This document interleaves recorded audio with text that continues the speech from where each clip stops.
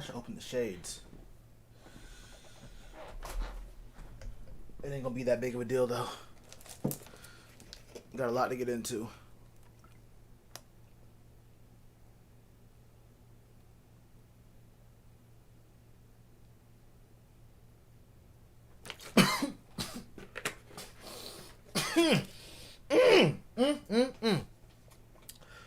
Oh man, that was too much water. Yeah. All right, I think we're ready. Oh, this chart is way faster. Oh, this is a glitch. Bunch of spam, but it's all good. What up? What up? What up? What up? What up, Panthers Rule 95? What up, Monty? What up, The King? What up, Channing? What up, Alton? What up, Matt? What up, Clips? What up, Landon? What up, Snipes? What's good? What's good? Am I early today? It's 6:33. I've been streaming for 1 minute and 7 seconds. Look. That's on time. We'll count that as on time today. Look, I got a lot I want to get into. I got a whole lot I want to get into. Not a lot of time. It might be 2 hours. It might be an hour and a half. But there's a lot I want to speak on. And as y'all know, I get distracted real easily. So what I want to speak on, we might get sidetracked.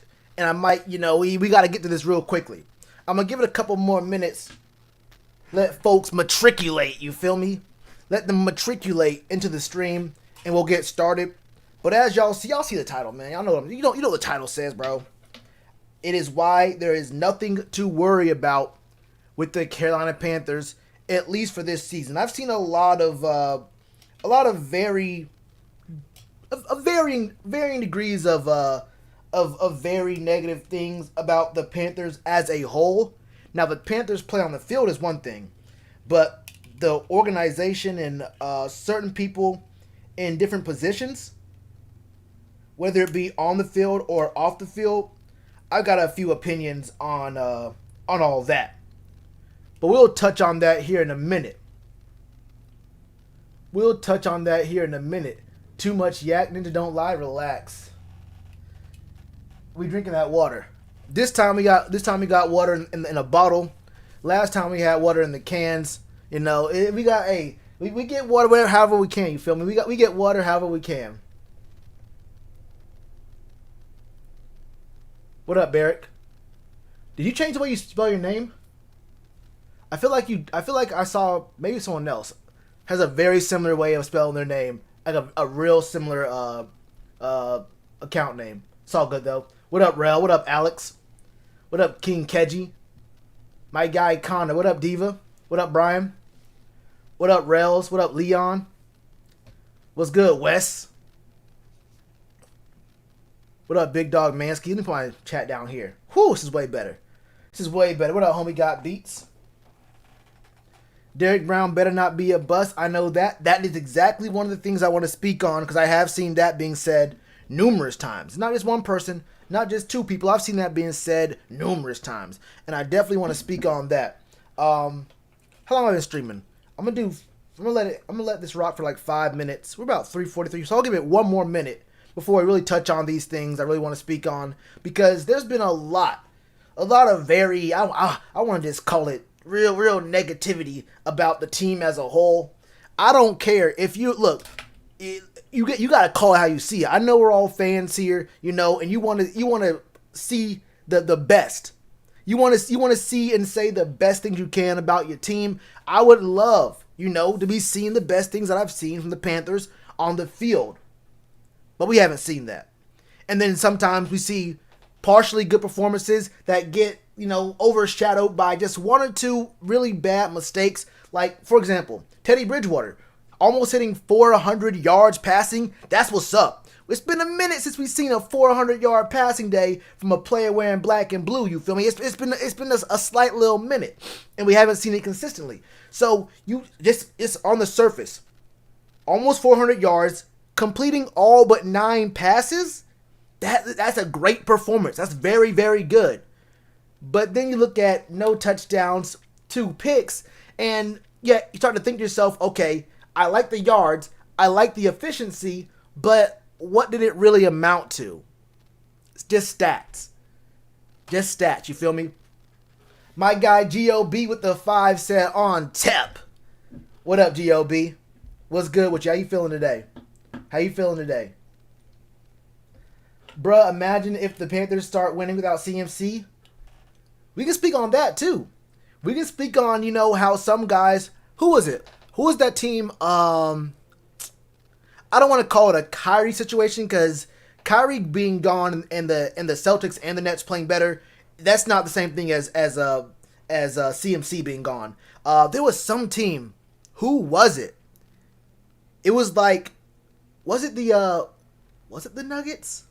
No, it was in this playoffs though. One of the big names went down. Who was it, bro? I'm really fucking up. Who was it? One of the big names went down for a game, and everyone... No, it was Giannis. When Giannis went out in, I think it was a series against the Heat. Was it the Heat series or the first round? Was it the Heat series? I don't know. It was a game when Giannis went out, and everyone thought, damn, we can't win this anymore. It was the Heat. Yeah, it was Heat series. It was a Heat series. It was really early in the series too. When Giannis went down, and everyone was like, okay, well, Giannis is out. Look, they gonna lose now. It is what it is. They Heat just went ahead and did what they gotta do. It's done now.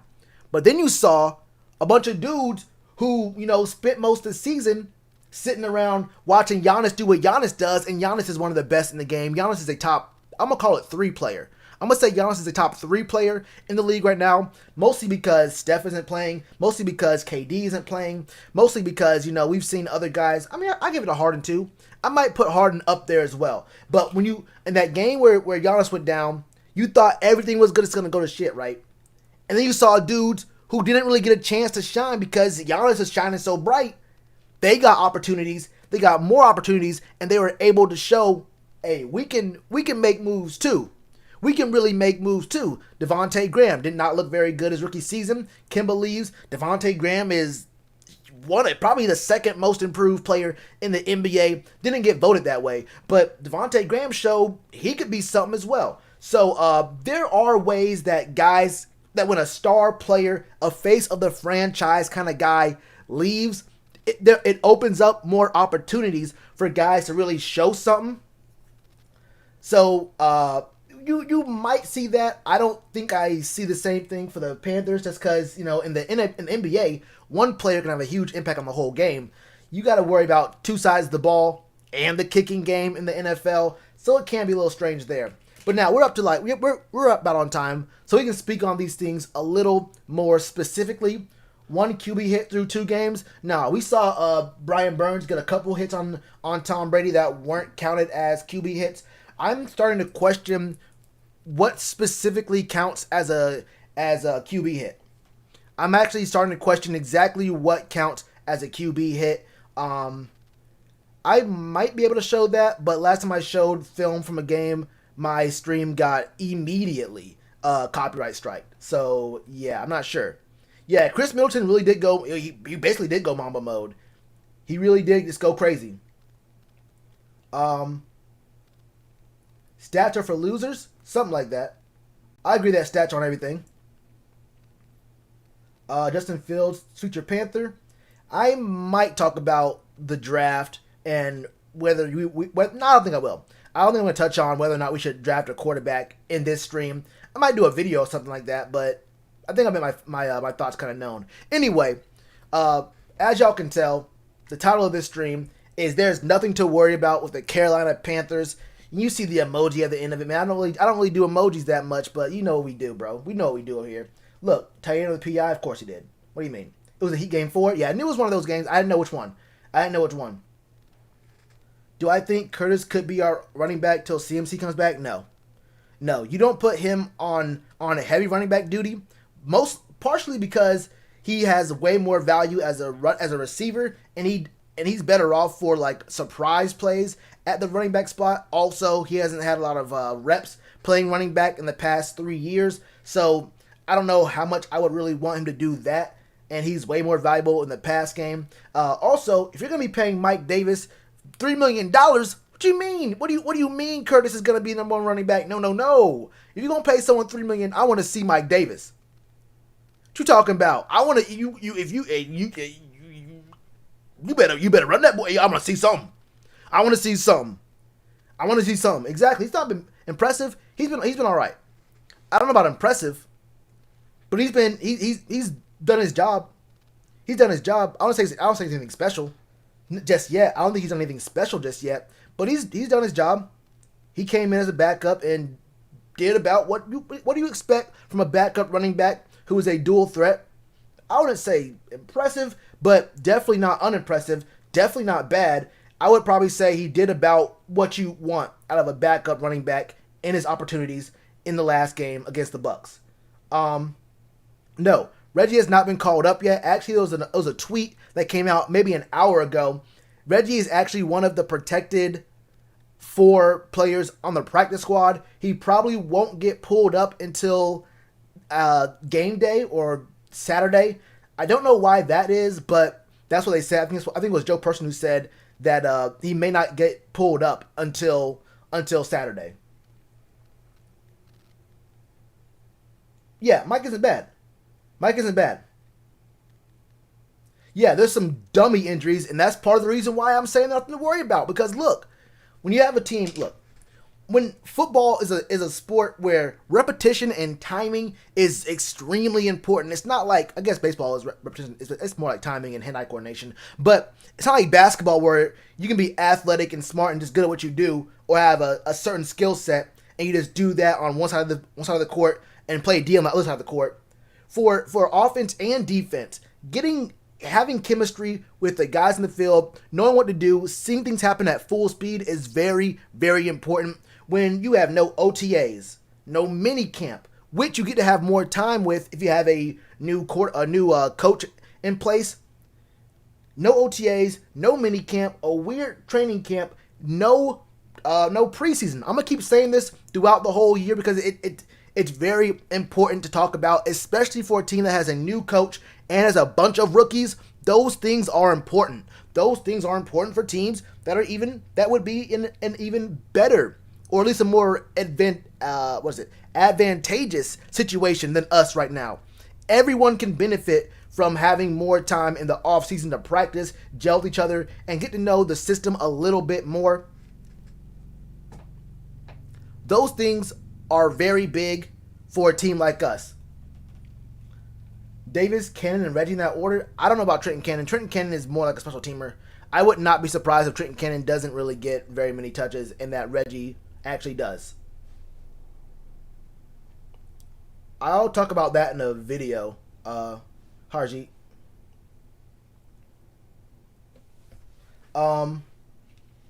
But yeah, so speaking on what we're looking at here, look, I think one of the biggest things that I've seen so far is people have a problem with us losing.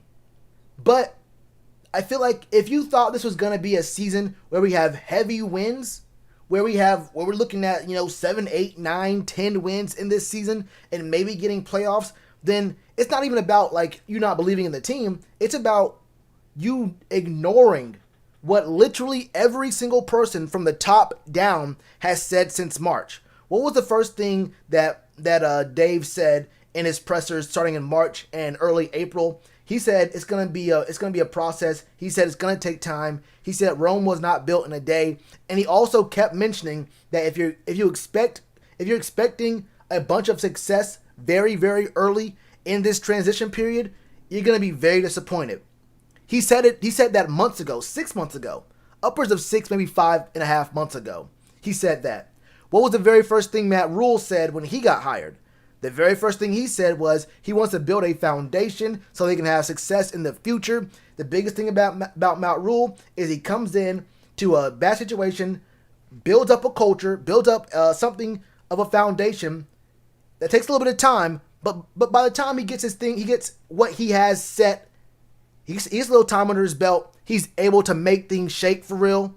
He mentioned several times that it's going to take a little bit of time and that it's not going to happen in one season.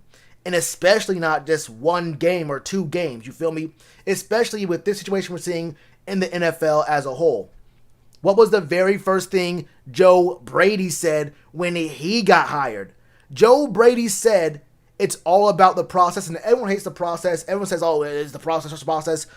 The process is not over after 2 weeks of the NFL season. What he's always said was, specifically, what he said was he is a process-driven person. He's not worried about the results. He says if you do what you're supposed to do, week in and week out, and always try to get better and do the right things the right way at the right time, when you look up, you're gonna get better over time, and you're gonna look up and you're gonna find yourself at your goal. Don't look and don't be too worried about what the goal is or how far you are from the goal.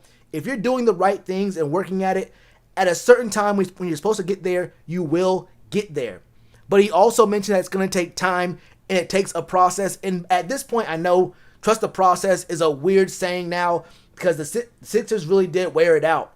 But when you have a bunch of college coaches coming in, new ownership or relatively new ownership, guys who are new up and down the roster, and if they're not rookies, they're guys that we picked up in free agency. There's not a ton of guys who are very used to the system here. If there even is a system here in place, like a really solid, standard that the Panthers have with these guys here. It's going to take a little bit of time. You feel me? It's going to take a little bit of time. So I wouldn't necessarily start calling for dudes' jobs. I've seen people say that Phil Snow needs to get fired over 2 weeks. Now, the Raiders don't get sacked. The Raiders don't get pressured. The Raiders don't get sacked. They had a top 10 offense last year, and they were the 5th least sacked team last year. You're not going to do that to them, and the Raiders looked good last night. The Raiders look for real. The Raiders look like they're an underrated sleeper.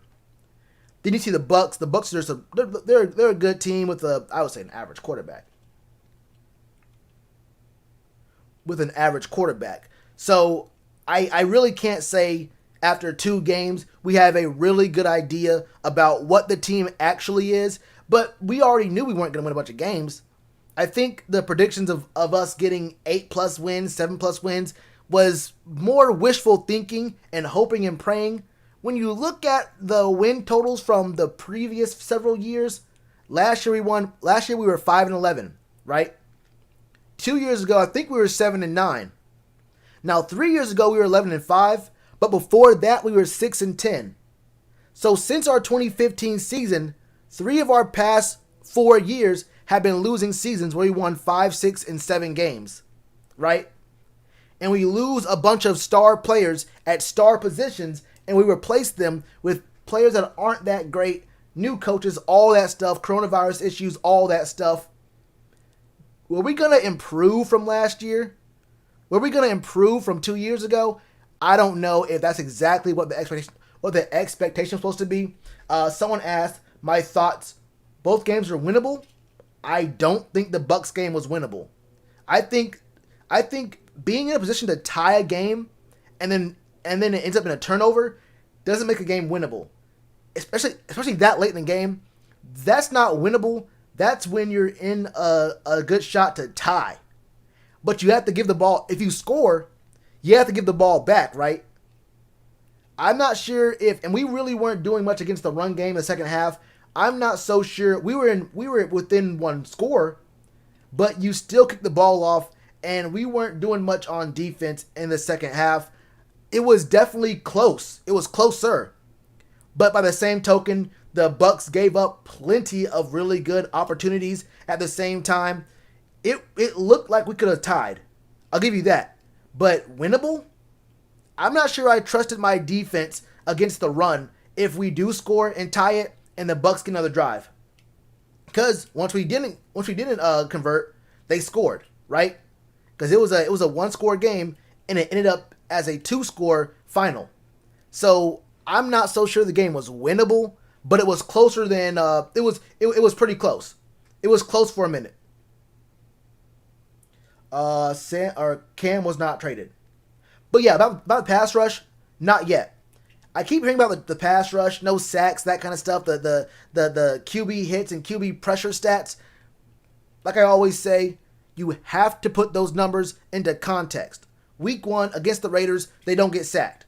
Their scheme is very fast. It's Derek Carr throwing the ball very quickly. They run the ball very heavily. So once you get the run established, you can play action off that. They roll the ball out very quickly, and they have a lot of speedy receivers who can just run crossing routes. They have Darren Waller, who didn't smash us, but if they focused him a little bit more, maybe he would have. But they have a lot of weapons, and the way they run their scheme is built so they don't get hit very often.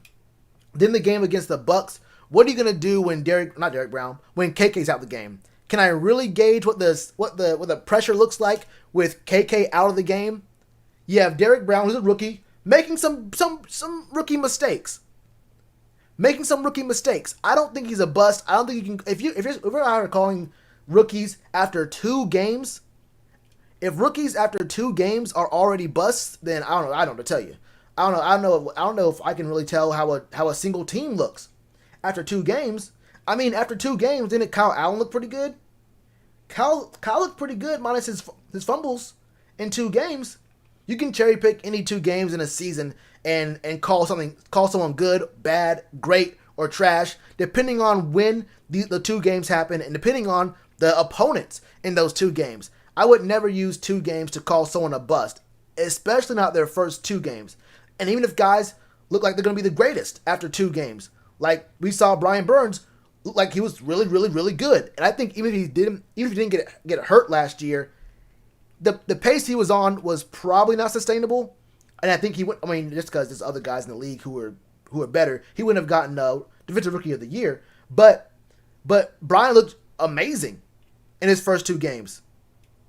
But I wouldn't say you can judge players like you can judge rookies off their first 2 games and then call them busts. You feel me? Yeah, we have the 4:15 game next week against the Chargers. That is on CBS. It's not on Fox.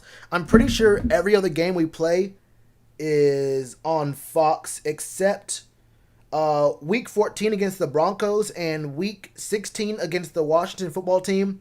Those are both at 1, but they're both going to be CBS games. And the Green Bay game between those 2 is TBD. That'll probably get flexed because it's Aaron Rodgers. If they're winning, it'll get flexed. So we might get a 4:15 game then as well. Well, Tyre's trash. I mean, yeah, but we didn't use these 2 games to determine that. We already knew Tyre wasn't good in the past game. That's why the Raiders let him go, because he was not good. He's a net negative in the past game. Oh yeah, but about the Bucks though, it's kind of hard. Can I really tell you what I think of the pass rush with no K1? There's no KK there. Derrick Brown's making rookie mistakes that rookies will make. Rookies gonna make. We don't have our rookie in there. The defensive end. YGM is hurt. I don't mind what we have with Weatherly, but I mean that's not. Am I gonna really gauge the pressures we get off of Weatherly? And then there's Brian Burns. Brian looks good. Brian actually is getting pressure, and Brian actually he did hit Brady a couple times. Those weren't recorded as QB hits though, so I don't know exactly how those are recorded. If he was shorted on those, or if those didn't count for some reason. I actually don't know what the specific rules are for that. But it's kind of hard to tell what he's doing because sometimes we have him with his hand in the dirt and he's rushing the quarterback. Other times he's standing up and he rushes the quarterback. Other times we have 3 down linemen and he's standing up, but he's backing out into coverage. I think he backed up into coverage like 25% of the snaps last week or just a couple days ago. So it's real hard to tell exactly what Brian Burns' role is.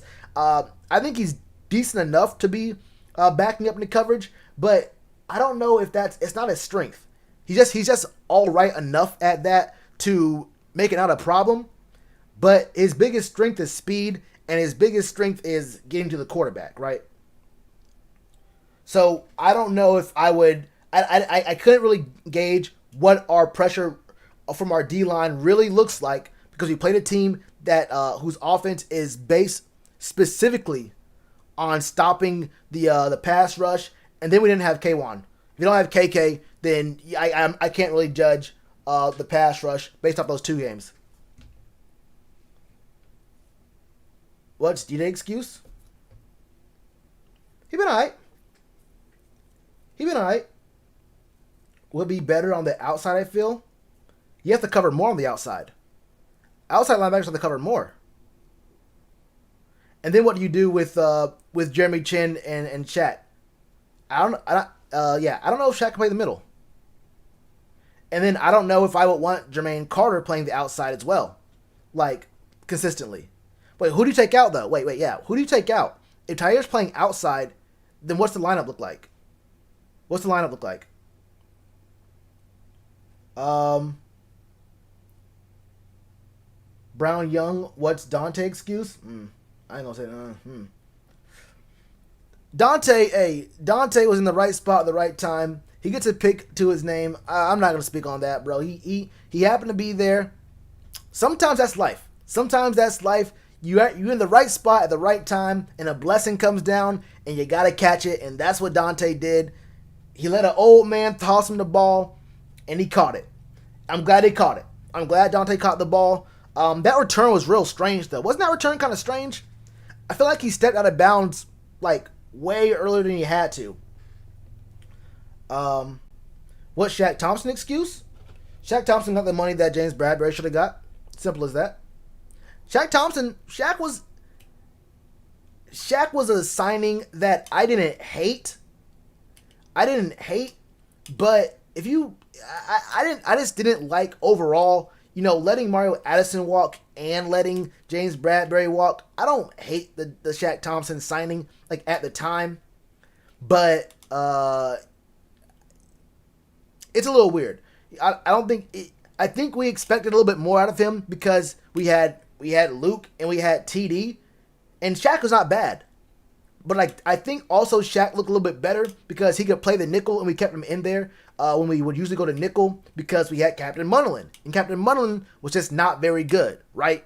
So it's like you're playing beside two of the best linebackers, one of the best linebacker duos probably of all time, and you're better at playing the nickel than the guy we have at slot corner in 28. Was that 2017 or 2018? I think that was in 2017, but he was still good in coverage in 2018. But yeah, there were some issues.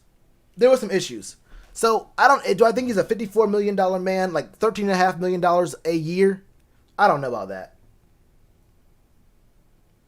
Derrick Brown is a rookie. That's my thoughts. He's a rookie making rookie mistakes. Jermaine in the middle. So you're saying Jermaine in the middle, you want Tyre on the outside, and who's on the other side? Jeremy Chin. So Shaq Thompson is out. What's the lineup looking like? All I'm saying is these footballers aren't balling out because it's a rebuilding season. All I'm saying is I didn't expect. See, the thing about this, the whole reason for my title isn't about, worrying about the record. I want to see progression, and I want to see guys play well. Right now, when I'm being really critical about what I'm seeing, I'm only talking about what I'm seeing right now. I'm saying, look, right now, I'm not seeing, like, really, really good play, really good consistent play. I am seeing some good plays here and there, but I'm not seeing very consistent play that looks really good from very many position groups, and I'm going to include C-Mac. Now, C-Mac's in a bad position right now, and he doesn't really have. The offense is kind of weird. The play calling's weird. The formations we're calling look a little strange, and he is getting his touchdowns, or he was getting his touchdowns. But I can't say that I've seen that we had a C-Mac carry game in the first two weeks. First game he was schemed out of. Second game he ended up getting hurt, and we tried to do a few things that just were not working. So I mean, there are reasons for that.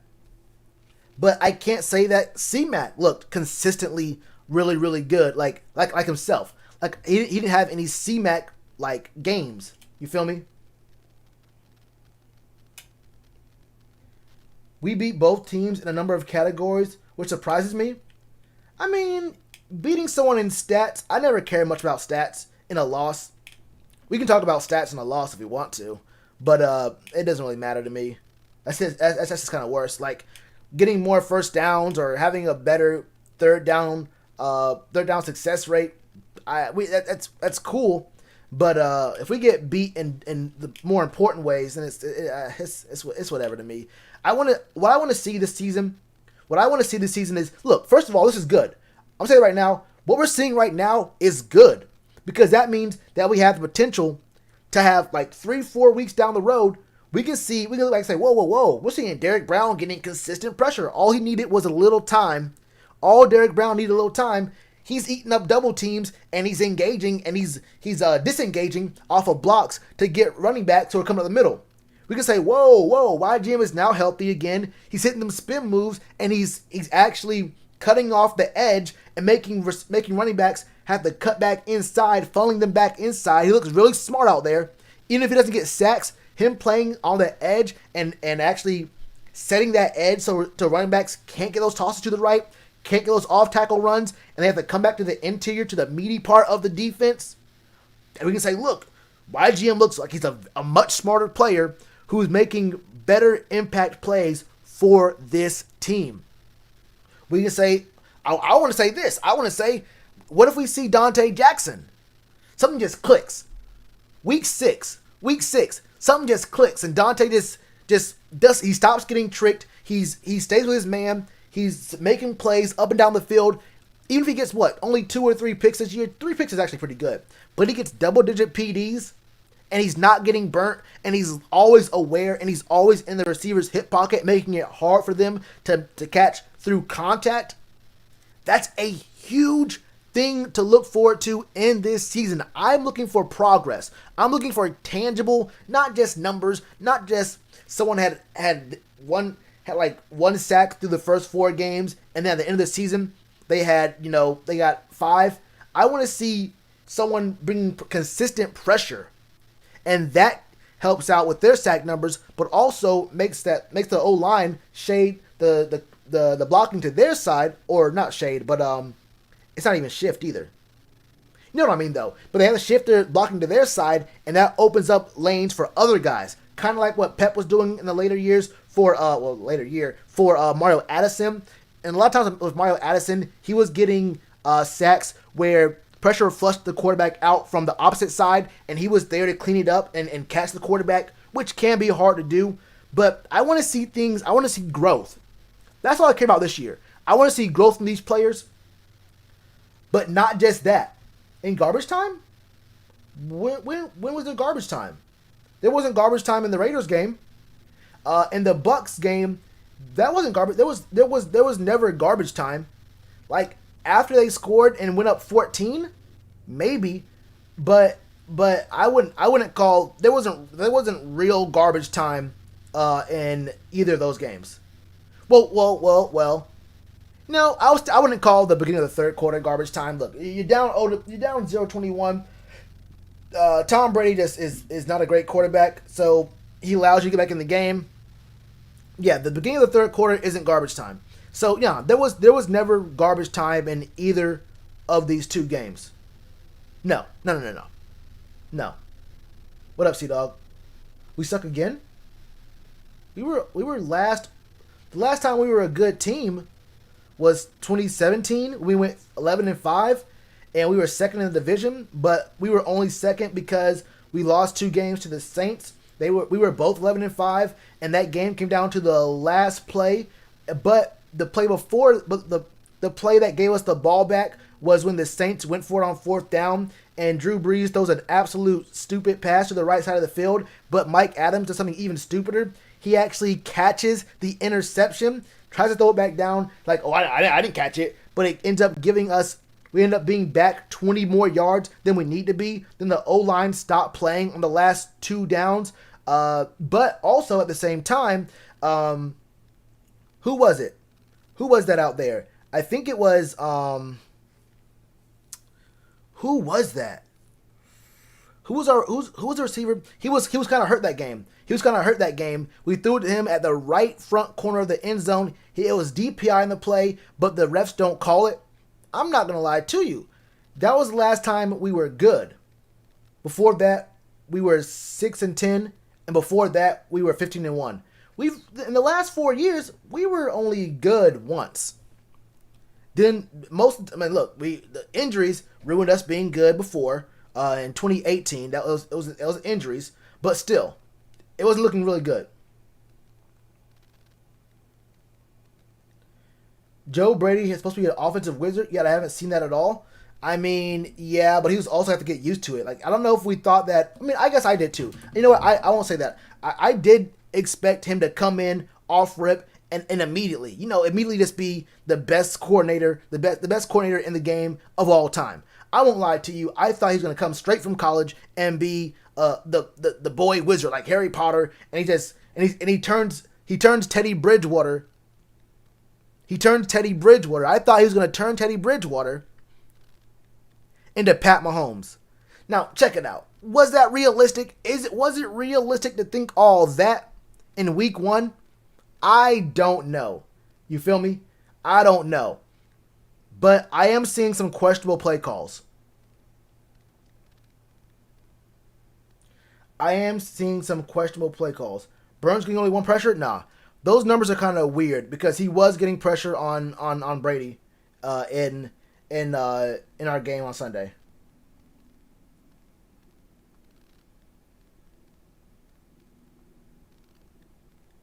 That Clay dude?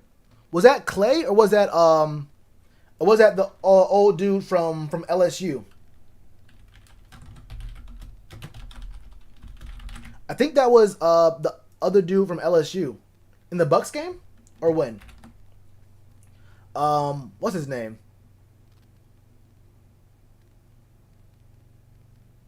Wait, what is his position even called? He's not even a receiver. It wasn't Justin Watson.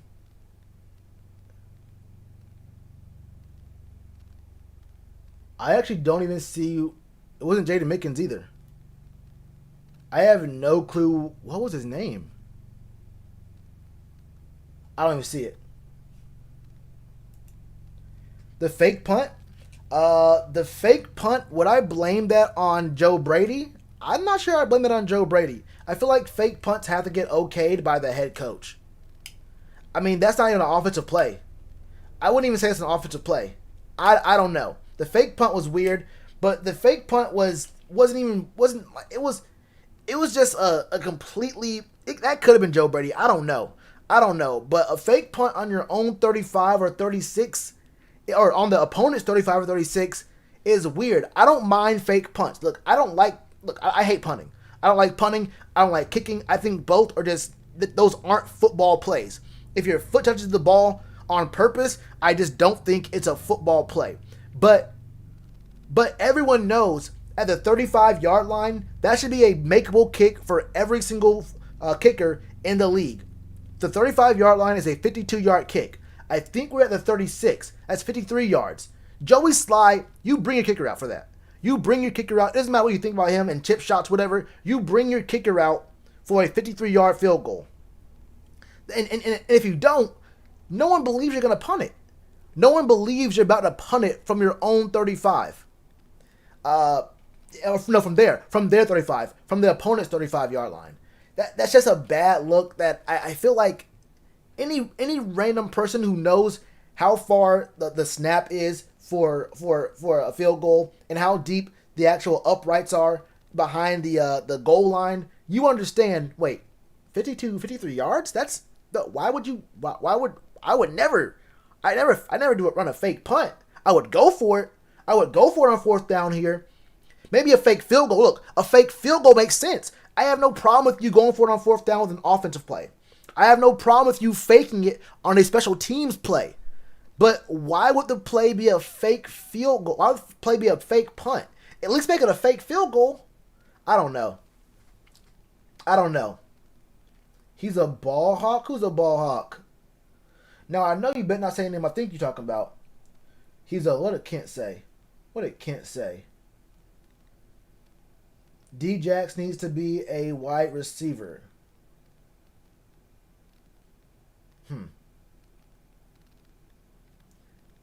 For DB, D-Jax got amazing hands.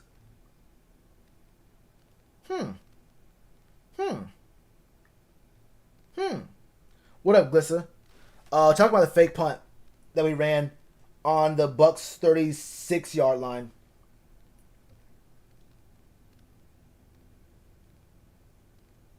Yeah, that was a bad. It was a really bad call. Yeah, I don't care. Like I'll just run a fake. I'll just go for it. I just go for it with a standard offensive play there. I mean, honestly, no. Wait. I kick. I just kick there. I don't like kicking. I just look. If it's me, I go for it on fourth down with an actual standard play. But if I'm them, I go for a field goal there. Get the point and make a play on defense again. I would just never. There's no point in faking it. I would have rather they fake field goal it if you're gonna fake. But I'm either thinking straight up call your 4th and 1 play, either a bootleg or you run up the middle or try something like that. But I just don't think or just kick it or just get your 3.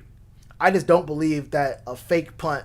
The fake punt was like the last play you want to call, or second to last play right before a kneel. I mean, I guess kneeling down would have been the worst play you could have done there.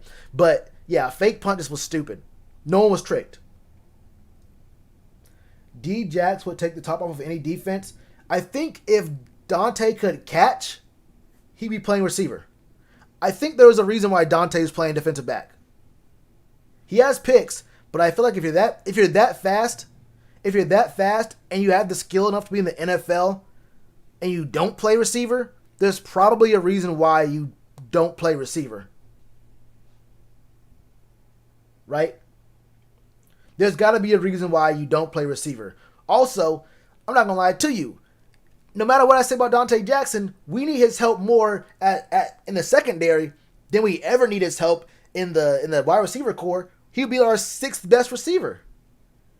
He would be our 6th best receiver. Nah, I wouldn't do that. I wouldn't do all that. Dante can catch, okay, but why would you want him as a receiver on this team? Do you mean like a receiver just in general on any team? Or are you saying you would make him a receiver on this team? I don't think making Dante a receiver on this team makes this team better. I don't. And how good is his route running? Can he run routes? Can he get off of press on the line of scrimmage? What does his route tree look like? Where do you play him? Outside, inside, in the slot? I mean, there's more to just being fast and catching a ball that goes into being an NFL level receiver. You feel me? Like, there's more to just like. First of all, I mean, he can catch. Looking straight on to the offense, he definitely can catch. Let me put this on silent. He definitely can catch looking straight on from looking right at the quarterback. But I don't know what his routes look like, and I don't know what he would be doing catching through contact. Like, there's a little bit more than being fast. You feel me? A little bit more than being just fast. Yeah, he is fast. He's a fast player. Dante Jackson is a fast player. But yeah, that's only one of the things that I was thinking about. People worrying about this season. Now, do I think we go 0-16? Do I think we go 0-16? Probably not. We probably find a win somewhere. Look, let's look at the schedule real quick, because it also depends on, if other guys get hurt. If we look at, the matchups, if we're looking at a lot of other things, how are other teams doing? Are they trying hard? Like, is their division looking kind of bad, and they can actually make the playoffs, so they actually try a little bit harder? I don't know which teams we beat. We might beat the Bears. I don't know. We might beat the Bears, depending on who's playing that week.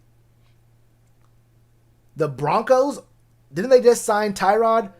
The Broncos could be beatable. The Broncos could be. There's a fly in my room. The Broncos could be beatable. The Washington team, that's a maybe. Didn't we get smacked by that Washington team last year? I don't want to call anybody an easy win. I'm not so sure I want to call anybody an easy win, because when we had an opportunity last year to beat that Washington team, Terry McLaurin scares me. Terry McLaurin really does scare me. I'm not gonna hold you. And Justin Herbert looks for real. Justin Herbert looks like a real quarterback. Oh, it was Blake Bortles? It was Blake? Wait. No, it was okay. Yeah, the Chargers had Tyrod, and that's why Justin Herbert is playing for them right now. That's why he's starting. You're right. You're right. It's Blake Bortles. Blake Bortles with the right weapons, actually,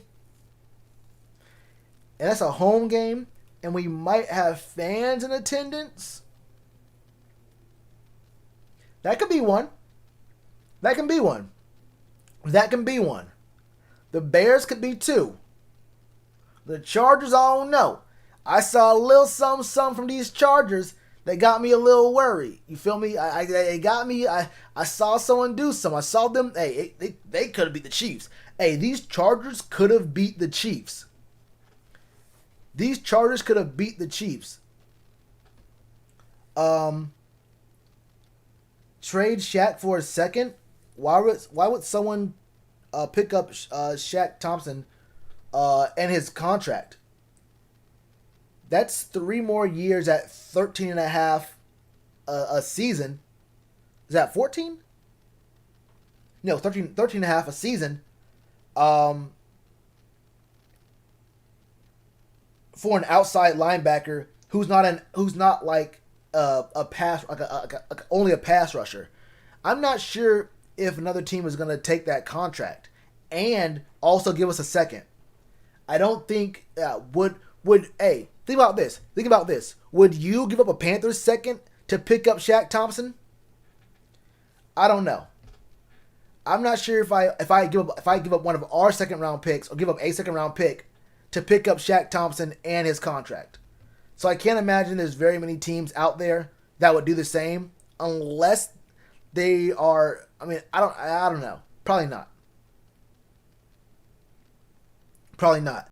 But yeah, Justin Herbert looks for real. Keenan Allen, who's stopping Keenan Allen? Who's stopping Hunter Henry? Who is stopping Hunter Henry? And I like their running game. Austin Eckler is the truth as well. He can also catch the ball.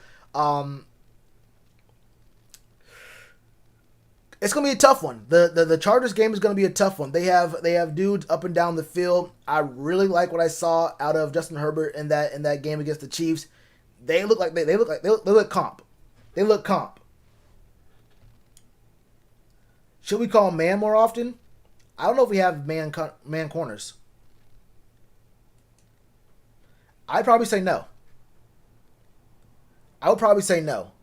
I don't like the idea of Dante being in man. Because underneath routes, he'd have to be a little bit closer to the line of scrimmage for the underneath routes, and double moves would be even more of a problem. Rasul Douglas, I don't think Rasul got your bitch ass. I'm not sure if Rasul Douglas is really a man corner either. Then again, if we go to our safeties, are we going to be playing man with cover 2 over the top? Is it going to be full man with Justin Burris looking at a tight end, Trey Boston looking at the slot, or vice versa? What exactly does the man look like? I don't know. Nasir, yeah, he's hell.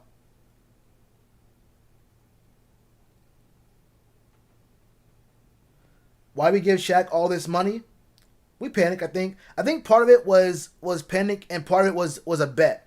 You're gonna say, look, he's learned behind TD and Luke. He's the only remaining member of our linebacker core, and he may be cheaper to keep than James Bradbury. So you think to yourself, okay, if the plan was to go ahead and pick up Derrick Brown from the beginning, if they knew that Derrick Brown was their top priority, they said, okay, well, we're gonna go ahead and we're gonna sign Shaq Thompson, so we have someone there at the linebacker spot. We pick up Derrick Brown. And if Derrick Brown gets picked up before us, then that means we get Isaiah Simmons. So the thought process was we either have 2 very solid linebackers in Isaiah Simmons and Shaq Thompson, or we have a very solid interior threat with Derrick Brown as a rookie. You still have KK right there, and then you still have at least one player in the front 7 who knows the system, who's been around, and you can believe in. So it was kind of a bet. It was kind of panic, and I think they already knew what the draft was going to look like from the top down. For the first, for those first 4 or 5 picks, you have a really good idea. Around 6 was questionable. Get to us, and you're like, okay, we still have really good picks. It'll probably be us. It'll be either Derrick Brown or Isaiah Simmons. And if we keep Shaq here, there's some very solid options we have to make off of that. Derrick Brown is a bust after 2 games.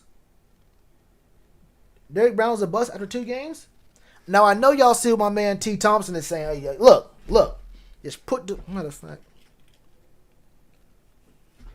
Just put the likes in the bag and nobody get hurt. I ain't gonna hurt nobody. Nobody gonna hurt nobody. Put the likes in the bag and nobody get hurt, man. Hit the like. Hey, Wes, relax. Hold up. Hey, my man T. Thompson was spitting that real. Hold up. He was getting to the chorus. He really just spit a real clean 16. That was a hot 16. He's about to hit the chorus. Hold up. My man Wes really did. You ruined the song. But yeah, I want to call a player a bust after after 2 games. Nah, especially given what the Raiders' offense looks like. I wouldn't call him a bust. What are they talking about? Oh, I see what's happening. Nah, you're straight. Yeah, the team in a couple years is what I'm really looking forward to looking at. Like, I'm not worried about these first few games. Look, I knew the Raiders going down the schedule. Let me pull up my screen for y'all so y'all can see as well. I don't usually stick on this screen for this long. When you go through this season,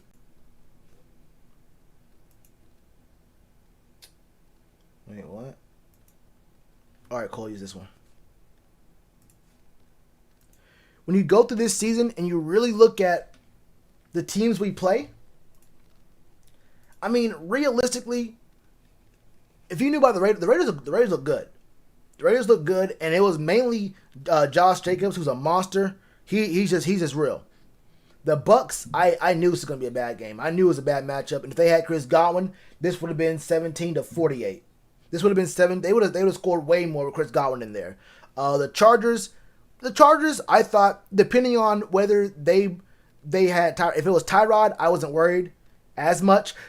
Tyrod does not scare me. He's a good backup quarterback now, but he is not a starting quarterback in this league. Had his chance with the Browns, got hurt. Had his chance with the Chargers. Same old thing. Cards, not happening. Kyler is a monster. You got to worry about his arm. Got to worry about his legs. And now it's not just Larry Fitz and old boy who was a rookie last year. What was his name again? I always forget dude's name.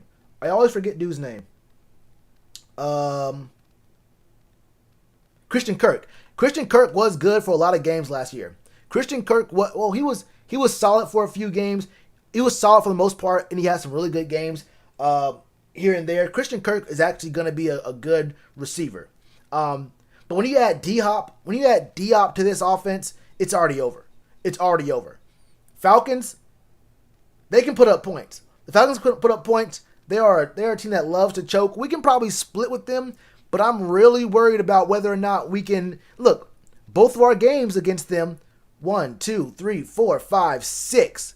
Both of our games against them are within that 4 to 6 week CMC period. Both of our games against the Falcons are within that 4 to 6 week CMC period. With CMC, I see us splitting one of these 2 games. This is the game where the Falcons are going to start allowing fans. Maybe it's this one right here. I don't know. I think the Falcons allow fans this week. They're going to be loud. Look, they're going to be loud. And then you get to our one primetime game, right? Our one primetime game? Our one primetime game at home. Also, the other thing about that is, man, we're going to start allowing fans to come back to the stadium. But I'm pretty sure I probably should hide my likes. I don't know what I be liking. Y'all, I don't know what I be liking on my Twitter. This is my personal Twitter. This isn't my, this isn't a personality. This isn't a YouTube Twitter. You might not see something you want to see. You might not see something you want to see in the like section. But where's it at? Where's it at? Okay, yeah. So week 4, we start allowing fans to come through to the games. Let me move this over here. Make sure y'all can see this. Where's my chat? Professional streamer. The biggest thing is tickets selected in order of PSL tenure. It makes sense if you're a PSL owner. Look, you want to get those guys in the games, but it just means that I'm guaranteed to not be able to ever see a game this year. I just won't be able to see a game this year. Also, I'm not paying. If the PSL owners are reselling tickets, I am not buying. They're looking to come back up. They're looking to get a little something off there. This isn't a very great year to be going to sporting events. Number one, going to a sporting event with a mask on already just feels like a really bad situation, especially in North Carolina. Charlotte will be getting some time, but maybe I would do it, but. It's a real weird situation thinking about fans coming to the games. I wasn't looking at the chat at all. Hold up. Bucks are okay. Raiders beat the Saints. Yeah, the Saints are ass. Yeah, exactly right. Keep pounding. Bucks are okay, not great. I agree with that. Brock came to the only saying that Curtis and a 2nd and 5th for Odell. Curtis and a 2nd and a 5th for Odell? No, that's too much trade capital. I wouldn't give up. We're going to need those draft picks. Look, we're going to need those draft picks. Also, I'm pretty sure you can probably get Odell for less. You can probably get OBJ. You can get OBJ for a little less than that. Especially if you give them Curtis. Monty said, should we trade for OBJ? Oh, yeah. No, I wouldn't. I wouldn't trade that. I wouldn't trade all that. Maybe Curtis in a 5th. Maybe Curtis in the 5th could be something.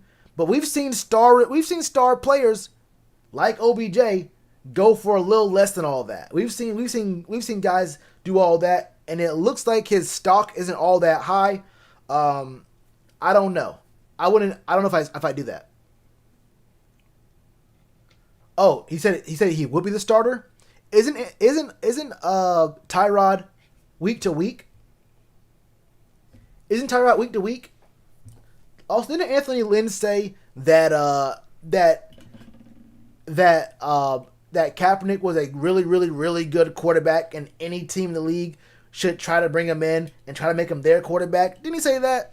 All I know is I'm pretty sure it's Anthony Lynn, and this man he's not afraid to be bullshitting. Wait, why did you delete what he said? What did he say? Oh, hey. I missed his chat earlier. If it gets kind of crazy, you can delete it. Don't hit the button too quickly. You feel me? But yeah, but the big thing about that is I wish you could just I wish you were able to just like delete one message. It's only timeout. No, you can remove. Yeah, well, I don't know. It's kind of hard. I don't know. This is a weird system. I like the way Twitch's chat moderation works a lot better than this shit on YouTube. Twitch's chat moderation is so much better. It's way better because now you can't type for 5 minutes, and before and on Twitch you can just remove the messages, like just purge the messages, and this is gone from. They just can't chat for 1 second and they're good again. Because he only spammed not to be annoying. He spammed because I didn't see his message. I'm not really reading the chat that heavy. But yeah, CMC really does simplify the offense. I agree. No, we not his contract the same thing as a Cam ending. I kind of agree with that. We can't tank and take a quarterback because we locked in Teddy. No, we didn't. Teddy's in a 2-year deal. I think that's the other thing. I think a lot of fans have a different it's kind of hard to read NFL contracts, right? Let me pull it up for you. I'll pull it up.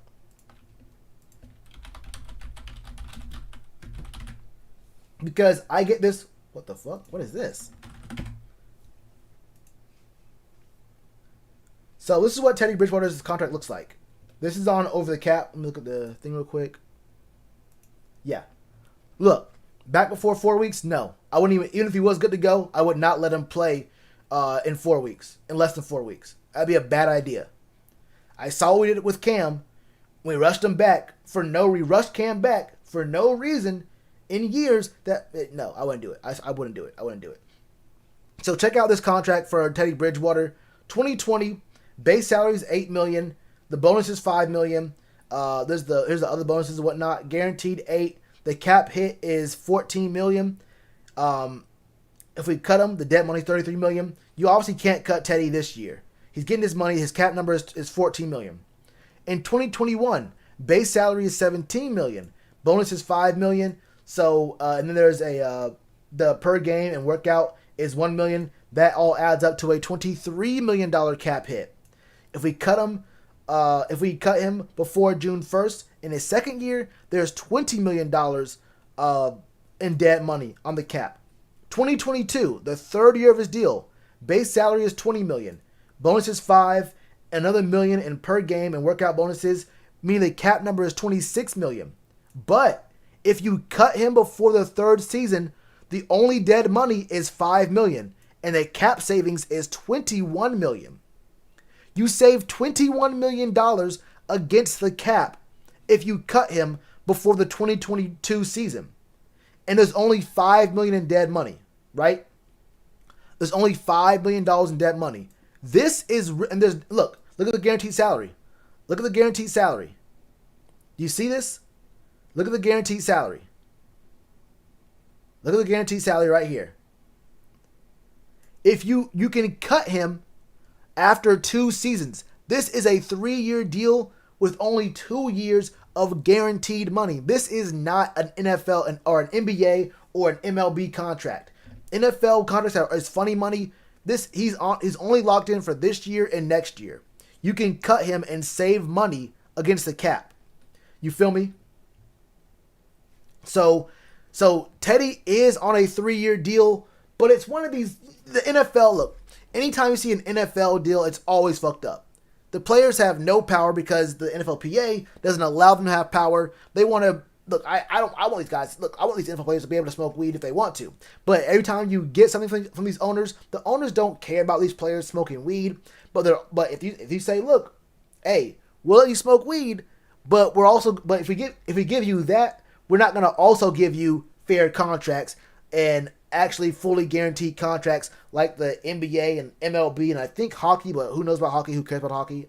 I care about hockey. My boys the Lightning finna win. My boys the Lightning out of you know where they from. My boys the Lightning finna win this thing. You feel me? All 3 periods. You feel me? But the NFL contracts are just very, very weird. They are never what they seem. Right? Contract value $63 million. He's probably only going to get $37 million of that.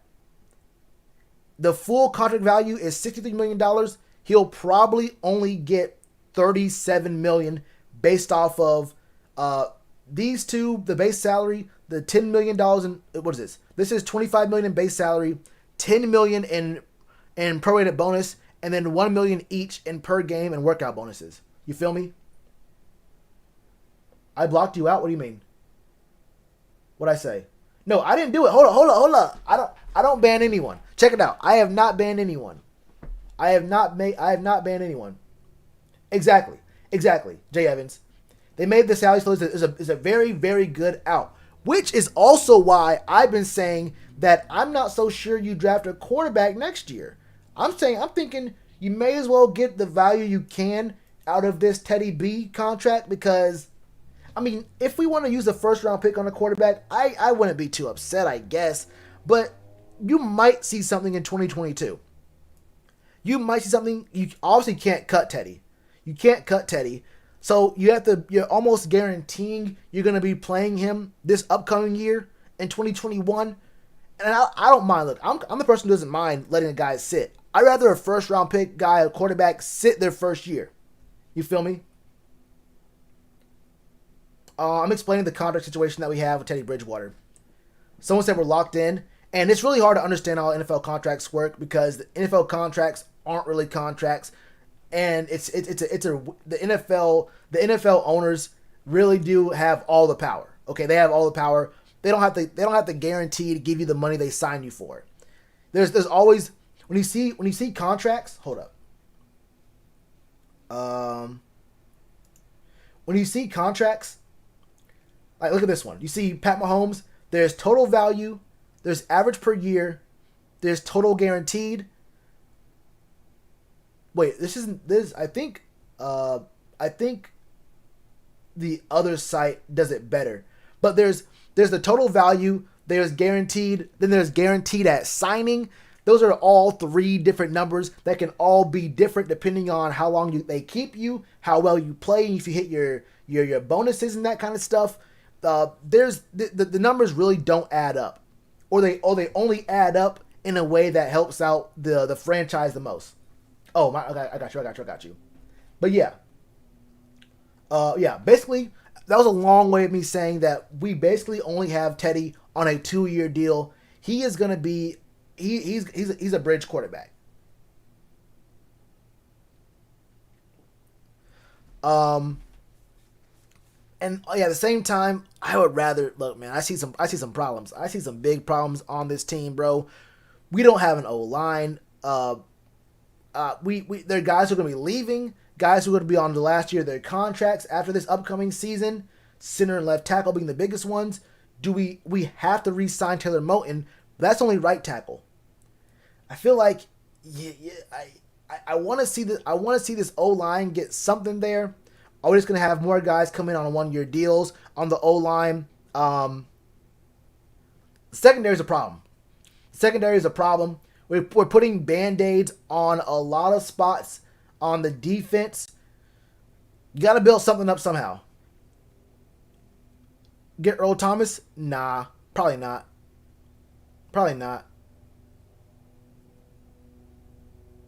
Yeah, Moton has been consistent, bro. Moton's been consistent. I hope he doesn't get hurt because I thought Darrell Williams looked really good.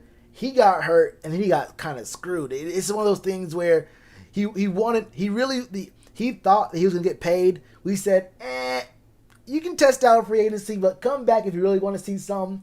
Gave him a 1-year deal. I think he said he got offers. I think Darrell said he got offers from other teams, but he wanted to come back to Carolina to prove it or whatever, thinking he'd be, a little bit better. Someone you know the people, the players, the system, so you look better in film in a familiar environment, so you can get paid, right? Ended up being part of a bad offensive line, just all over the place. He didn't look great, and I think he got cut. He might be on a team now, but I think Darrell Williams ended up getting cut.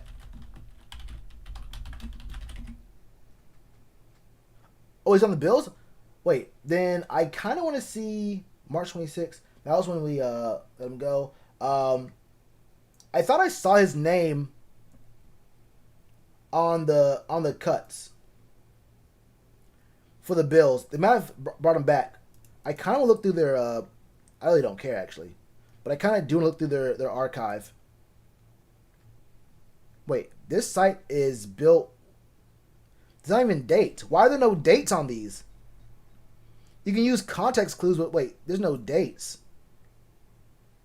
I kind of want to see what they looked at for during their cuts. I could be wrong though. Oh, this is the training camp number 7. I just want to see their cuts. That's all I want to see. Trade for this is here. It is. Getting close.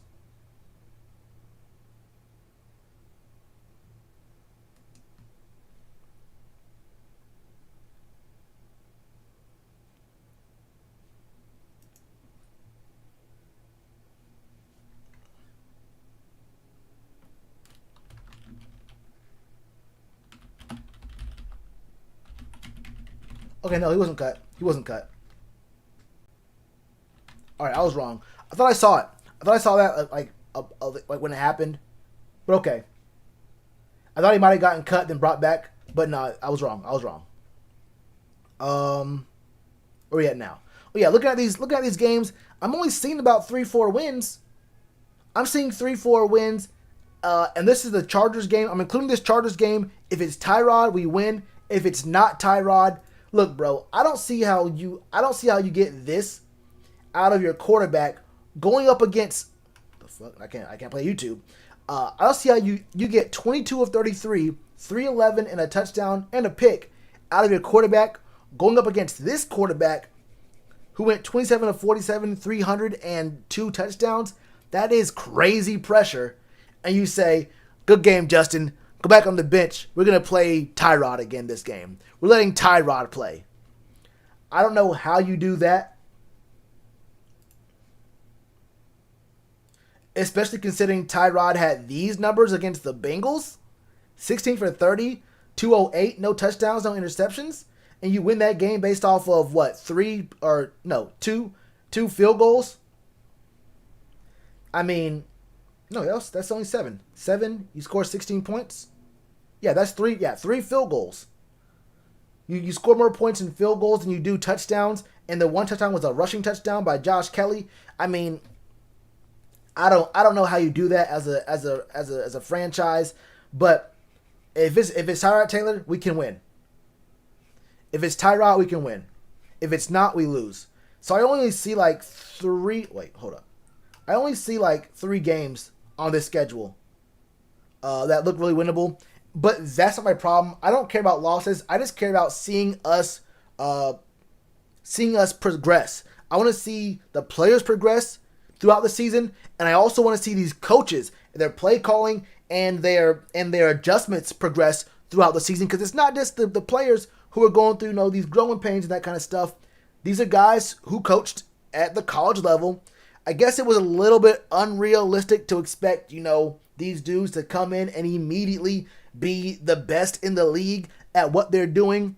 They're still learning as it's going on, and the whole offseason was kind of weird as well for them. So I can see if as long as they get better throughout the season, the play calling especially, but also adjustments throughout the game gets a little bit better. The lineups, the formations, the way we play the players, the way we use guys. I mean, if we even look at the tight ends, if we even use tight ends on this offense, I'm gonna be happy. If at some point we use tight ends in this offense, I'm gonna be cool with that. You feel me? But I'm not gonna get too worried about losses. I'm not gonna get too happy about. I might get too happy about wins. I might. But I wouldn't read too much into a win. I wouldn't read too much into 2 wins in a row. I'm not gonna start saying, hey, this could be a playoff team. You feel me? I would try to say we're looking good here and here, or we need to fix things here and here. But as long as over the long 16 game season, if we see some really good progression, some noticeable, tangible progression, we can find something. Everyone from our team goes to the Bills. You ain't never lied, Diva. You ain't never lied. We gave someone they gave us a 7th round conditional 2088 pick for Andre Smith just to cut him. I mean, Jesus. What Ryan say? Throwing for Trevor? That's the thing though. Like the tanks don't happen in game. Tanks happen by getting rid of big name players, getting rid of your franchise players, but not replacing them with anything. I'm trying to figure out why did we, like, if we're tanking, why do we even bring in Teddy Bridgewater? Why do we have Robbie Anderson? Why are we even looking at Tyre Whitehead or bring in Tremaine Johnson or these other things? We did the first part. If you're gonna tank, we did the first part, but we're also trying to replace them with other players. Like, they're not as good, but if you're really trying to tank, this is a bad way to tank. This is a bad and a kind of expensive way to tank, because we really could have just had Kyle Allen. If we were trying to tank for real, we could have just had Kyle Allen, right? But I guess maybe part of Christian McCaffrey's extension, part of his deal was like, look, you ain't tanking. Like, you're not gonna stick me on a bad offense and give me the ball 300 times this year with nothing else around me at all. If I sign this extension, you gotta at least get some weapons so this offense looks all right. But tanks don't happen from the player spot. Tanks happen from the front office. Not even the coaches. Tanks happen from the front office, so your team has no chance to win, even if your players are trying their best. Do I miss Cam? Yes, but like I mentioned in all my videos, I said this in February. maybe even I think January actually. Hold up. I kind of want to go to my channel just to look at what I said, but I said this I think in January, maybe February. I said I like Cam, but if you want Cam Newton on this team still, I said the fan base is selfish. Cam would not look the way he looks on the Patriots the same way on this Panthers team. The Pats have a pretty decent O-line. The Pats have a defense. The Pats have worse weapons than us. That's 100% of a fact. But Cam may not look the same way on this Panthers team the way he's looking on the Patriots. I'm just glad he's in a good spot. I'm glad that Cam is in a situation where there's actual solid coaching. There's actual solid, there's a solid culture. There's some kind of structure in place. There's some kind of structure in place where he can succeed.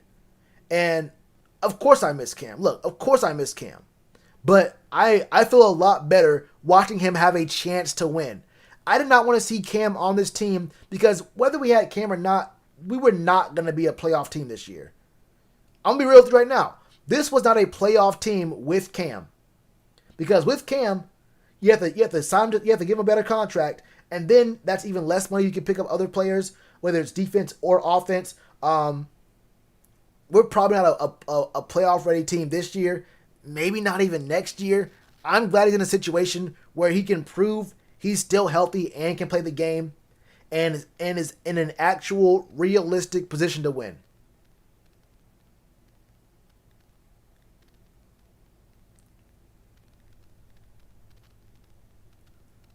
That's the biggest thing. I'm glad Cam is in a better spot. It's like Cam died and went to heaven. It's like he's in a better place now. He was in hell on earth, down here in the South. Ford F-150 Facebook was really trying him. He transcended. This man transcended, and he's away from all of our sins. He died for our sins, and he's in a better place now. That's how it feels.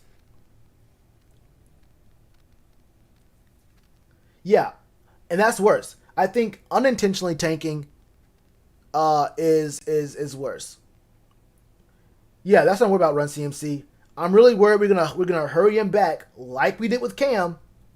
Or no, what I think happened was part of it was we rushed Cam back. The other part of it was there's no one in the front office or in the coaching staff or the medical staff who's man enough to just say, no, Cam, you can't play. Cam wanted to play. Look, Cam wanted to be on the field. Cam wanted it. But I guess Cam has all the authority. He said, no, I'm going to play. I don't care what you're saying to me. I'm sure someone in the medical staff, someone said, Cam, this don't look, I don't know about this, bro. This is something ain't right. Something ain't right here. They just didn't say, they didn't have any authority. And I'm really worried that CMC, as the face of this franchise, might say, I'm ready to go, let me play. Because they're football players. They want to play. If you ever played sports, if you ever been like, someone who's ever been a leader or, just even really good at what you do, even if you probably know you probably shouldn't do something, if you have opportunity, if you feel like in your head you're good to go, you're going to want to go. And you don't want to hear someone tell you no. And I feel like CMC's the same way, and I feel like that's what you want. That's what I want out of a guy. But I also want out of my owner or GM or head coach or medical staff someone to say, I know you want to be out there, you want to play the game, but you really can't right now.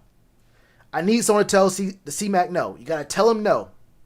You have to tell him no.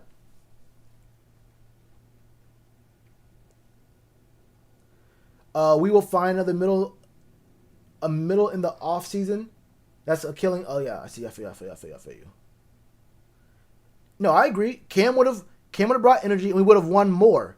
But winning more this year, what does that mean? What does that mean? 6 games? 7 games? I don't know. I don't know. I don't know if Cam gets us to a playoff spot. The NFC is really good. We have to probably win 10 games to make the playoffs. And behind this O-line, with a defense this bad, I feel like he probably gets hit a little bit more.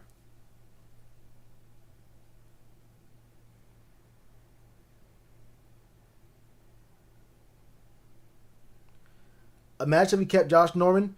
He probably wouldn't have gotten a long-term deal. I wish we would have kept him for the franchise tag. He was willing to take the franchise tag in 2016. We didn't do it, and we kind of got screwed over. That's the biggest issue.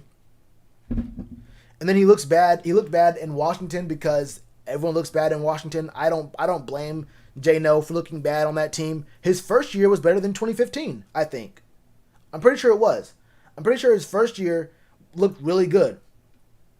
But after that, it's just what happens when you go to a team like Washington.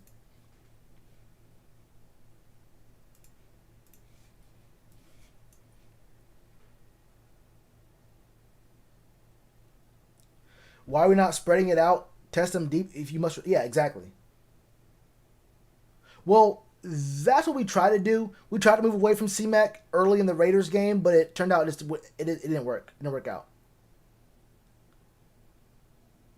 Yeah, the thing about Cam, that's my thoughts too, Ryan. Like, I understand wanting Cam to stay. I get it.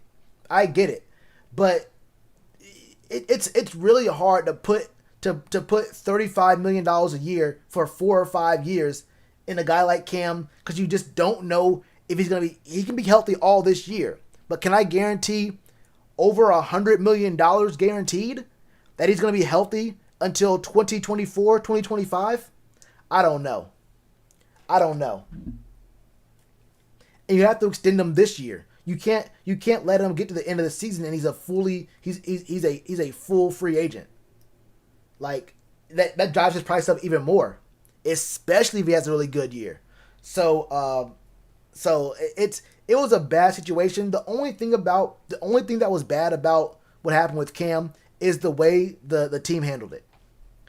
That was what was bad about Cam, about the situation. I agree we should have gotten rid of him, but the way it happened made it way, way worse than it needed to be.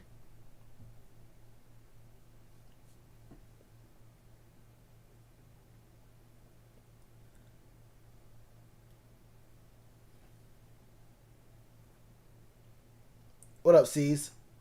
Talking about Cam. I like seeing that Cam can throw accurately to a receiver. Yeah, not a lot of pressure. I mean, I ain't gonna lie to you, bro. I mean, look. I saw Teddy B throw some really bad passes in this Bucks game. I'm not gonna sit here and tell you that Cam was the most accurate passer on the Panthers. He looks a lot better now, but I ain't gonna hold you. Even in clean pockets, he was overthrowing some receivers that were only like 10 yards away. But my thing was I was okay with moving on from Cam. I thought we were gonna go ahead and move on with Kyle Allen. Have Kyle Allen for 1 year, maybe 2. If we had Kyle, I'd have no problem going for a quarterback in the first round this year. If we have Kyle, first off, that guarantees us a number 1 pick or number 2. But I don't know if the Jets are gonna pick a quarterback. I think they kind of still believe in Sam Darnold. I think they'll be all right with Sam Darnold. But if we had Kyle, we're not gonna be wasting around $15 to $16 million on a quarterback next year, and we could just go to another quarterback. But that's my only problem about calling this a tank. Why don't we spend $37 million at least on Teddy Bridgewater? Why don't we bring in Robbie Anderson? Why are we trying so hard to find some sort of answer in the secondary right now for 1 year? These are 1 year deals. These aren't like 4-year, 3-year deals we're giving these guys. These are like someone said, duct tape, Band-Aid kind of deals for just this season. I don't know. Do I think our passing game will be the focal point? Probably. Do I see... I just answered that. No. As a franchise quarterback or our franchise quarterback? As ours? No. As ours? Nah. Yeah, also Demir looking nice. Hey, Demir, hey. I always like Demir. Yeah, Cam looked like Dan Marino versus the Seahawks with the Patriots. He looked real good with that Patriots O-line. He looks real good with that Patriots culture. He looks real good with that Patriots coaching staff around him where there's some sort of structure. I'm not quite so sure he looks so good with whatever we have going on here in this transition period with the Panthers. You feel me? Look, I don't hate Cam. I don't even dislike Cam. I like Cam a lot. And I feel like I always mention that in my videos where I said that I didn't want Cam on the Panthers anymore. I try to make sure that I always said I like Cam as a player. I think he could be good this upcoming year, but he needs to move. He needs to be somewhere else. I always try to make sure I said that I like Cam, but I don't want him on the Panthers because I don't think it's a good look. It's a good spot for him. Cam's looking a lot better in a place where there's an actual structure. You feel me? In a place where there's actually a culture and an O-line, he looked pretty alright. Russell and Michael? Michael who?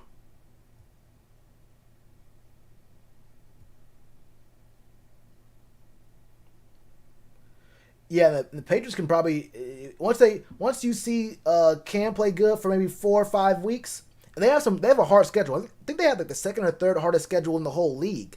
You're gonna see Cam get tested, but once you see something happen, you might see some free agents, you might see some trades happen, and it's gonna get real scary. It's gonna get real scary. Yeah, Robbie's the real deal. Yeah, the O is the reason we're losing. There are some questions with the offense. I think for the most part, play calling. There's some execution problems too, but yeah, it's the defense. It's the defense. The defense can't consistently stop anyone. Oh, okay. Russell Okung and Mike Schofield. I thought you were talking about the Seahawks. I was thinking Russell Wilson and like Mike who on the Seahawks, but they look pretty good. Michael Schofield looks very good actually. I have no problem with Russell Okung. Well, I have no problem with his playing the field. Yeah, Robbie definitely is definitely a really good player. I remember there was talks about people wanting to pick him up last year. I think I did a video on that. I think I did a video on whether we should trade for him last year. Yeah, he was definitely gone from the Jets.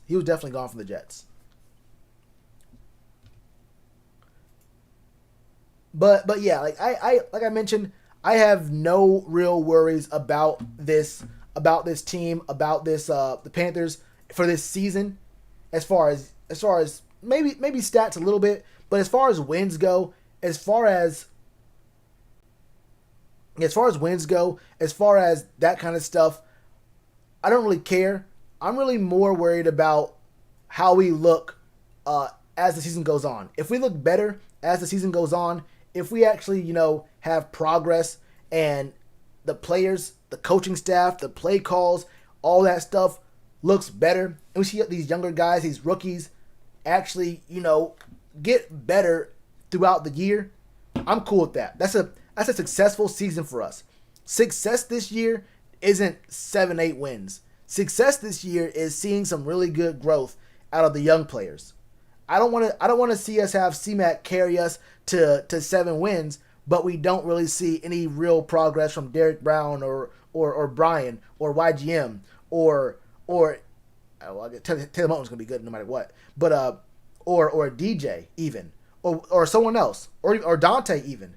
Like I would rather us see these guys step up and get a lot better, looking better for next year than winning 6-7 games for no reason. You feel me?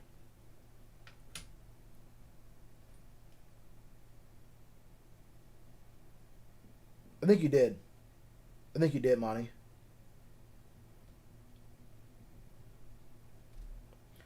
We had 2-ish months to attempt to sign David Clowney and we didn't. That was okay with me. I'm actually cool with not signing David Clowney. Also, if you remember, he was looking for $20 million a year. That was why he wasn't signing with other teams, right?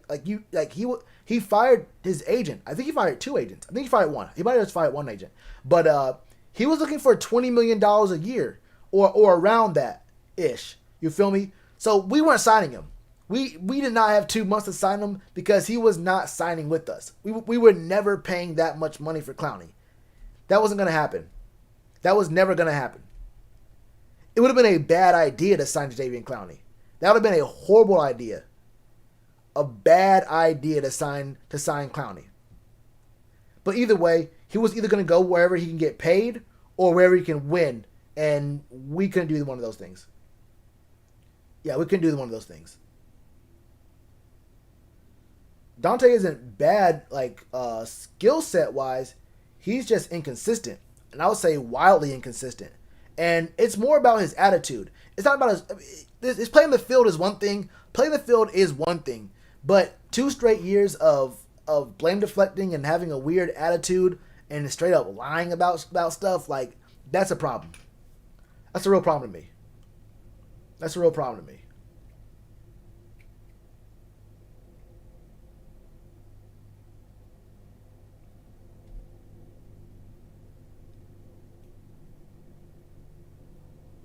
Our defense was way better last year. I don't know if it's the same thing between Kyle Allen and Teddy. The defense was way better beginning of the year last year. Way better. Just way better. Yeah, and I also don't like the idea that wins are a quarterback stat. I've never understood that. Why are wins a quarterback stat? Football is an ultimate team game. Everyone says that football is an ultimate team game, but then we get down to wins being quarterback stats. I've never liked that at all. Never liked it. Never liked it.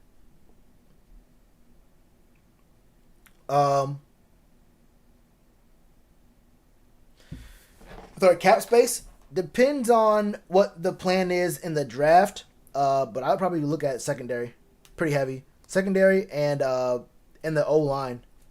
I don't know what players are at the end of their contracts. So like I don't know who's gonna be a free agent this offseason.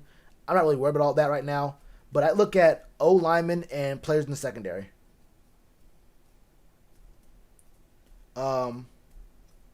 Yeah. You're right, Jay Dizzle. Yeah, they're learning too. Jack 2 times. They're learning too. It's all a process for these dudes. Like I guess I thought they would come in and immediately be the best coaches in the league. You feel me? Like you have crazy coordination. Like we have Sean Payton or something like that, or Sean McVay. But I guess it does take some time. You feel me? It's been two games. It's been 2 games. As long as we see progression and better play calling, better adjustments and whatnot, you have to understand. At least for Phil Snow, he's got to work with all. Look. It's gonna be real hard to see what he works with the defense. But I want to see better play calling, and I want to see him actually have a defined role for Brian Burns. I'm seeing him rush the quarterback a lot, but I'm also seeing him back up into coverage a lot. I want to see what he does and like when he does it, like how often we go to this 3 down lineman look, and how often when we go to 3 down lineman. Is it just 3 down linemen, but we still have Brian rushing? And how often is it 3 down linemen and we have Brian stepping back into coverage? And why is he going to coverage? Is it because you believe in Brian Burns' coverage? Or is it because you have so many doubts about Tyre Whitehead that you just need anyone to go back out there and say, look, we need to find someone to help out this coverage, and we're willing to risk getting pressure on the quarterback. That can be another issue for why we don't get so much pressure, because there's just no coverage, and you're just trying to say, well, what do we do? There's a net negative out there with Tyre Whitehead. Do we want to sit there and try to bring pressure and fail, and then there's nobody out there? Or do we put an extra body out there with Brian Burns, and maybe he takes the outside, and there's a little bit more wiggle room or a little bit more cushion to help out with Tyre over the middle with either Shaq or Jeremy Chin? Hey, Shells, can I call you Shelly? I'm sweet on you. No. I miss Shellitronnn? What does that mean? I actually had the only reason I don't, why I have 3 N's in my name is because when I first made my YouTube account, it was Shellitronnn with 1 N. It was Shellitronnn with 1 N, but I forgot the password. And I guess... Wait, what is this shit? Yeah, and and I guess I forgot the password to it, and it became like available again. And all there is on youtube.com/Shellitronnn is someone liked or favorited a video that's now private. It's like a video of someone's house, something like that. Then I had a channel that was 2 ends, forgot that password, and now I'm at 3 ends. But yeah, it was originally just 1 end. At what point do we give Will Grier a fair shot? Fair shot opportunities may be over. You let Will Grier play, you're wasting the money you gave Teddy. You might have to just ride out with Teddy. That's just how it works now. I thought he should get a fair shot with either him or Kyle Allen this season. I wouldn't have went out and got Teddy, but since we did, we gotta rock with that. Yeah, you spent money on Teddy. You gotta let Teddy play. It'd be a waste of money to bring in Will Grier or PJ to start. Unless Teddy's hurt, you play Teddy. Bring the intro music back. People hated that shit. People hate it. People hate any intro. I mean, I don't know. Y'all gonna get bored with this intro in a few months. I might bring intro music back. I don't know. Right now, I like this intro. Took me if you knew how long it took me to make this intro. If you know how long it took me to make this new intro, bro, in After Effects, it took me a little bit too long. I gotta let it rock. I gotta get some mileage out of that, bro. I gotta get some real serious mileage out of that. It took me a little bit too long. Wait a minute. Hold up. I might be fucking up. Hold up. It got me out here fucked up. Hold up. Okay, yeah, that's what I thought.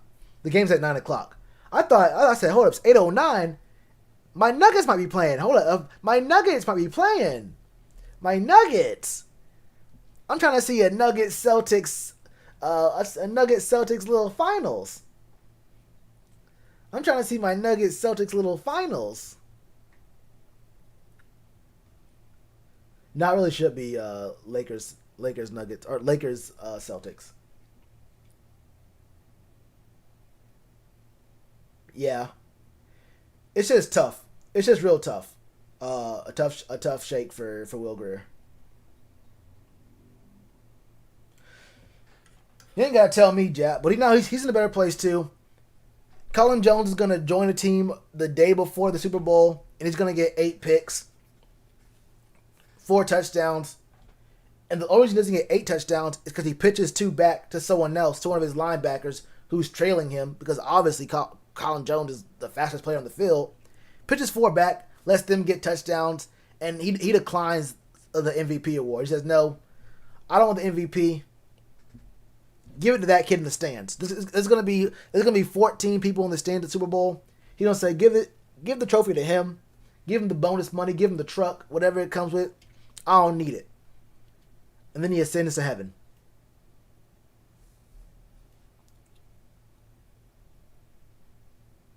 I got some claws today at a 12 pack. I don't know what that is. I drink water. I drink water and water only. What's claws? Whatever claws are, I'm sure it's a fun. What is that? A video game? Oh, we said 12 pack. Was that I don't know. Is that a bunch of books? The 12 pack, is that a book series? I don't know. I drink water. Water and water accessories.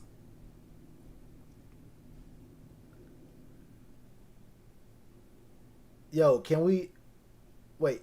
Yo, we call you Captain Swag Sparrow? Hold up. Who is... Hey, Neo Scoring, I don't know who you are. You might be someone I know. I don't know who... What? I don't know. I've never seen you before. Maybe I have seen you before. I don't know.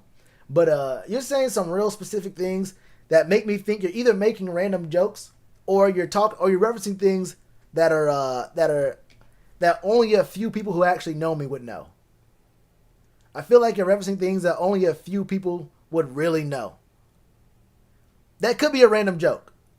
But it also could be something that I ain't worried about it.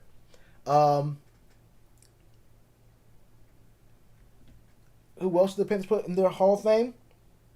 Colin Jones. And end it right there. Put Colin Jones in and close the door. Lock it. Midfield logo should be Colin Jones' face. The whole field should be painted number 42 jersey.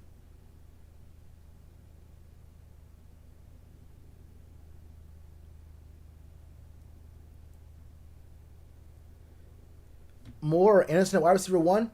At the X position, Robbie. Robbie works really well at the X spot.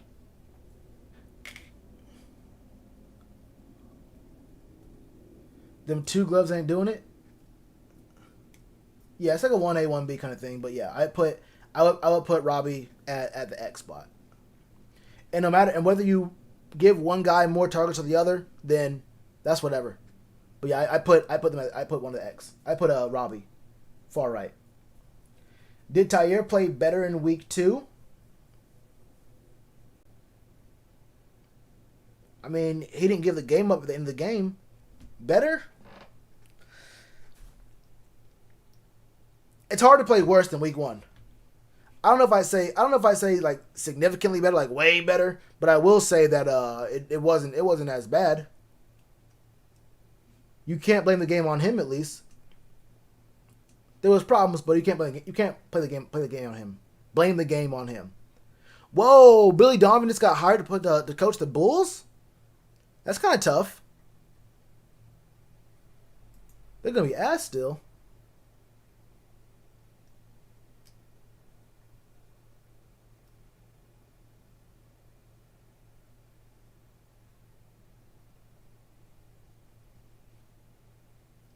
Who the hell is Clay Travis? That's weird. Anyway, y'all. He ain't sell?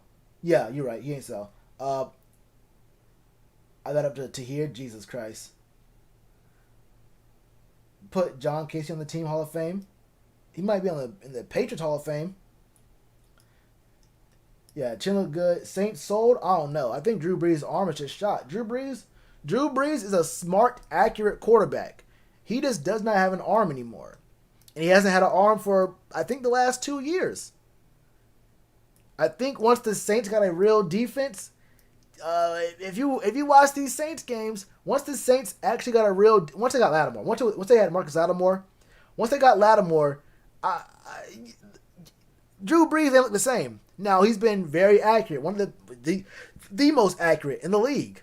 But push the ball on the field, there's a reason why Michael Thomas plays in the slot as often as he does. There's a reason why Michael Thomas, they move him to the slot a lot of the time.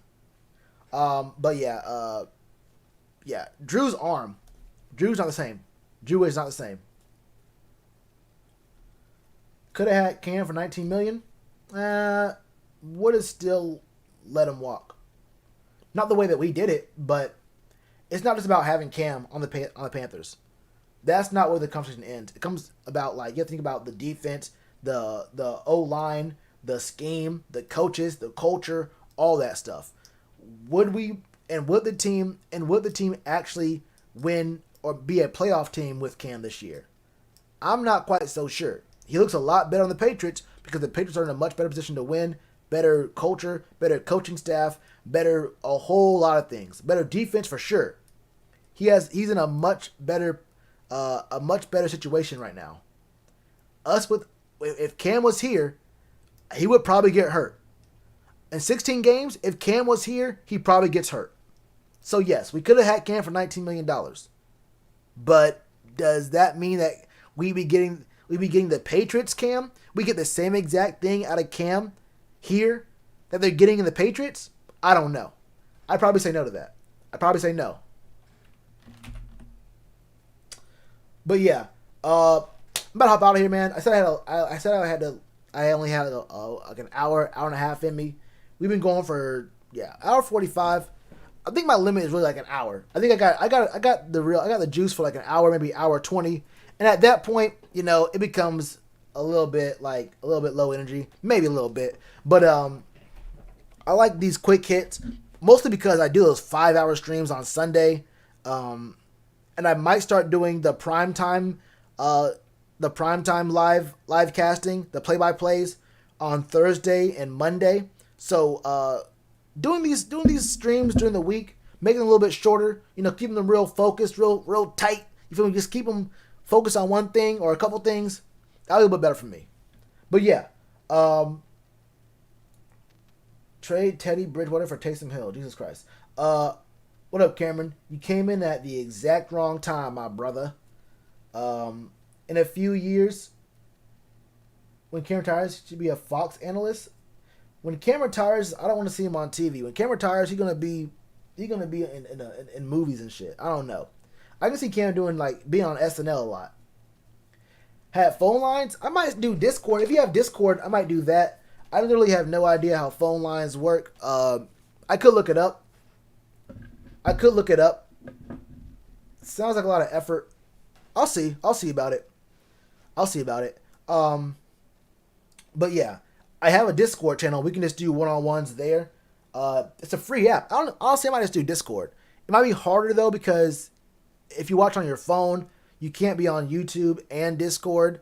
We'll see about phone. We'll see about it. But yeah, better than Pat Coltrane. Pat's cool. Pat's real cool.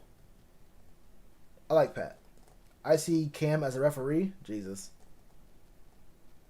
Yeah, a lot of bad. This is the look, man. I'm telling you, no training camp, no preseason, none of this real preparation stuff is really hurting these dudes. I'm just glad C-Mac didn't get that Saquon treatment. Look, Saquon's in a bad spot. You feel me? No O-line, and then he tears his ACL, brother. That's tough, bro. I want to prank call someone. Oh, what up, Leonard? Yeah, wrong time. But yeah, Cam looks real. I'm glad he's on the Patriots. I'm glad he's with the Pats. I'm glad he's there in a real system, because I'm not so sure that what we have in place right now gives him the same kind of opportunities. Hate to say it, but I think he's in a good spot that works well for him, and I think after this year he'll get the money he deserves, and he'll be in a spot, whether it's with the Patriots or somewhere else, he'll be in a good position to move forward. Oh, that's big love, Ryan. I appreciate that. I always say Jesus to your comments. Yeah, you get a little wild sometimes. But yeah. That was like a 10-minute outro. Hey, how come it's an introduction? I never heard anyone say outroduction. Before I get off here, I'm going to look up the word outroduction. Is that a real thing? Oh, outroduction is a real word. Wait, it's not a real word. Huh? Oh, I see. Outro is only used because the word introduction is real, and they just shorten it to intro, and just because there's in and out. I see. Well, we all learned something today. Anyway, I'm out of here. Yeah. Y'all stay safe, wash your hands, cover your face. If you know any PSL owners trying to get rid of some tickets, send them my way. All right, y'all, I'm out.